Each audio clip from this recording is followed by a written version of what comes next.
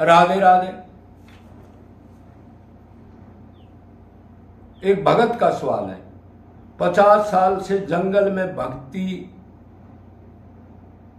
कर रहा हूं, मतलब वैरागी है, उसका सवाल है ये।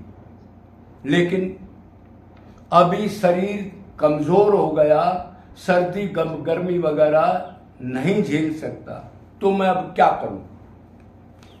समझ गए?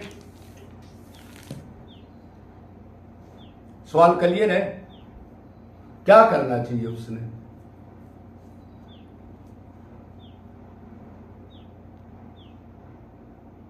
देखो भाई, भक्ति के अंदर ज्यादा ये नहीं है कि हम कोई पन्नी तान के रहे या जंगल में झोपड़ी बनाए।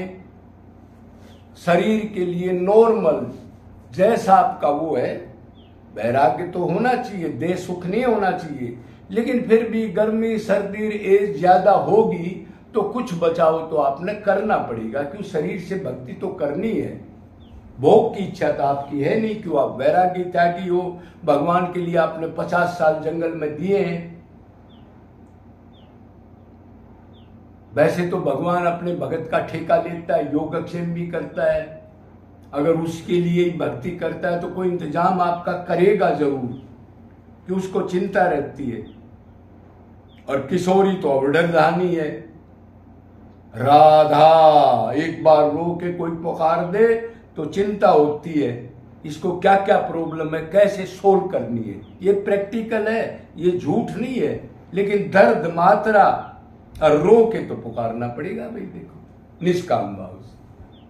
ये तो है नहीं खाली मुख से हम नाम माला फेरते रहे और प्रेम ना हो, पुकार ना हो, अंदर से हृदय उजला नहीं। तो ऐसी स्थिति है आपकी, तो आप किसी आसपास किसी आश्रम में या 2-4 आदमी कोई नए भगत रहते हो तो आप उस जगह को छोड़ दो। आगे बुढ़ापा भी आएगा, और बुढ़ापा तो आ ही रहा है भाई। मान लो आप 20 साल के घर से निकले हो तो 50 साल की भक्ति तो 70 साल तो हो ही गई आपको। और ये शरीर तो रोगों का घर है। गीता में कहा है अर्जुन, ये शरीर दुख्यालय है, दुख का घर है, दुख ही है। जवानी तक थोड़ा सा ठीक रहेगा, जब जवानी मतलब 30 साल से ऊपर गया, रोग जकड़ते जाएंगे। ध्यान रखना, अब बढ़ते जाएंगे। आज ये दुख रहा, आज ये दुख रहा, आज ये दुख रहा, आज खोपड़ा ही घूम गया, मतलब बेहोश हो गया, खोपड़ा काम नहीं कर रहा।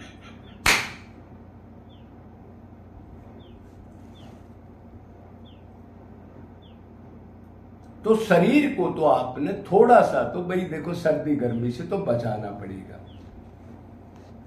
कोई तपस्वी थोड़ा ही हो आप तो भक्ति हो। भक्त तो मन में करनी है ना। भक्ति का मतलब उसको रो के निरंतर पुकारना है, निरंतर उसका ध्यान रहे। तो आप कहीं स्पॉट ले लो, वैसे तो भगवान ने इंतजाम करना चाहिए। अगर आपकी सच्ची भक्ति है तो अब हम क्या जानते हैं भाई आपकी किस लेवल की भक्ति, दूसरा क्या जाने। लेकिन वैराग्य तो आपने लिया ही है, तो आप कहीं किसी आश्रम की स्पॉट ले लो या भगवान से रो के पुकार लो, प्रभु आपके लिए मैंने सारा टाइम दिया है, अब शरीर का प्रारंभ तो आएगा वो मेरे को पता है, लेकिन ऐसा तो हो कोई चीज सहन सकती मेरे को, ऐसी चीज तो दो मैं इसको सह के काट लूं इस टाइम को। उससे रो के आप पुकार कर सकते हो। भक्ति के लिए, संसार के लिए, सुख के लिए नहीं, सिर्फ काम चलाने के लिए। अब उसके बगैर शरीर रहे नहीं, ऐसी अवस्था ना हो, काम चल जाए मेरा। तो आपने कोई सहारा ले लेना चाहिए, किसी आश्रम पे, किसी कुटी पे, आसपास जहां आपका कोई छोटी मोटी चीज आवाज दे, कोई तकलीफ हो जाए और कुछ हो जाए, और अपना साथ आप भक्ति करते रहो। और वैसे तो भगवान योगक्षेम आपका जरूर करेगा, घबराने की बात नहीं। हो सकता है कोई छोटा मोटा टेस्ट और बाकी हो, प्रारब्ध काट रहा हो भगवान, ये विश्वास रखते रहो और दीन भाव से उसी के लिए रोते हो। तो भगवान की क्या कमजोरी है, क्या कमजोरी है? निष्काम दीन बन के रोना, दिन रात उसके लिए तड़फना रोना, यही कमजोरी है उसकी, और कोई कमजोरी नहीं है उसकी।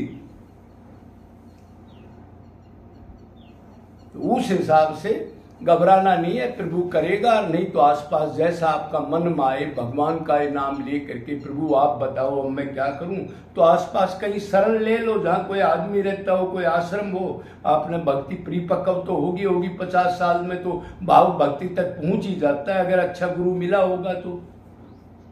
बाकी सब भगवान देखेंगे। जय जय